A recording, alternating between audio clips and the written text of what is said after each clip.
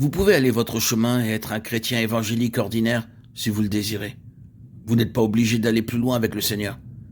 Mais vous risquez de manquer quelque chose de grand si vous lui dites non. Viendra le temps où, en regardant en arrière, vous direz « Je suis passé à côté de ce que Dieu voulait de meilleur pour moi. » Mais je ne veux pas effrayer ni efforcer qui que ce soit. Nous sommes ici juste pour partager ce que Dieu nous a montré concernant la grande plénitude de son dessein. Nous effleurons seulement l'immensité de cette plénitude. Mais compte tenu de ce qu'il a montré, nous devons en parler. Il doit le montrer. Toi, fils de l'homme,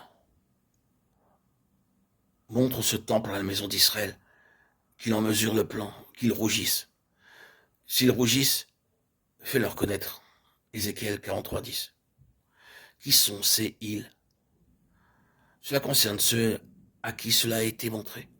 Sommes-nous du nombre de ceux qui accepteront et qui céderont à ce qu'il montre? Plusieurs fois, et de manière toujours plus insistante, la question est posée pour voir si nous allons progresser sur cette voie coûteuse. Il nous est demandé de considérer ces choses et de prendre une décision devant le Seigneur dans nos cœurs pour savoir si nous allons marcher, si nous allons rester avec lui pour une plus pleine expression de sa pensée ou si nous allons nous contenter d'une moindre mesure. Il y a suffisamment d'arguments pour nous inciter à prendre la voie la plus facile si nous sommes disposés à les écouter. Car beaucoup d'autres chrétiens prennent un sentier plus facile et Dieu les utilise et les bénit. Qu'est-il donc demandé de plus? Tout ce que je dis,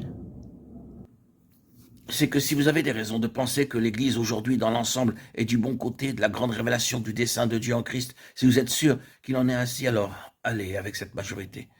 Mais si vous ressentez qu'il y a quelque chose qui nécessite plus que cela, que l'Église a besoin de quelque chose et que vous avez besoin de quelque chose de plus, bien, alors cela va impliquer un prix. Vous serez sauvés, bien sûr, si vous mettez votre foi dans le Seigneur Jésus. Mais il ne s'agit pas de cela ici.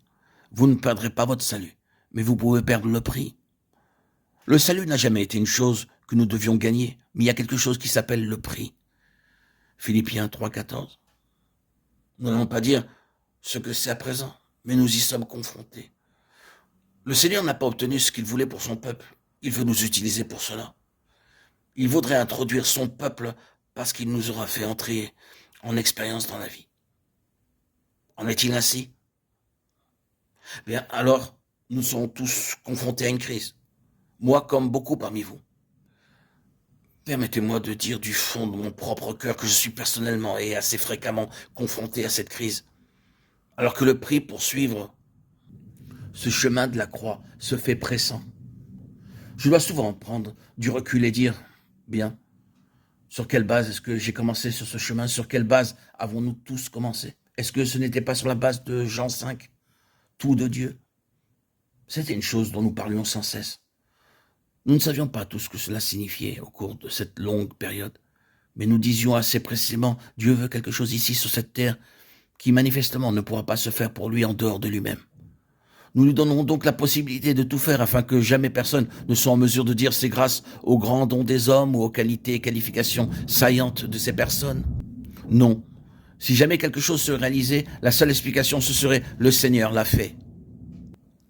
C'était le fondement. Mais combien cela devient contraignant quand vous allez de l'avant. C'est un défi tout le long du chemin, et cela se manifeste dans chaque nouvelle situation, dans chaque nouvelle phase de votre progression. Êtes-vous toujours prêt à demeurer sur la seule base qui est le Seigneur?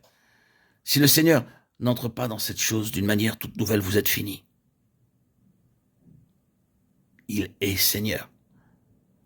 Êtes-vous préparé pour cela? Il y a un mystère à ce propos, le mystère de l'Évangile. Ce n'est pas une affaire de terminologie, c'est là où beaucoup ont fait erreur.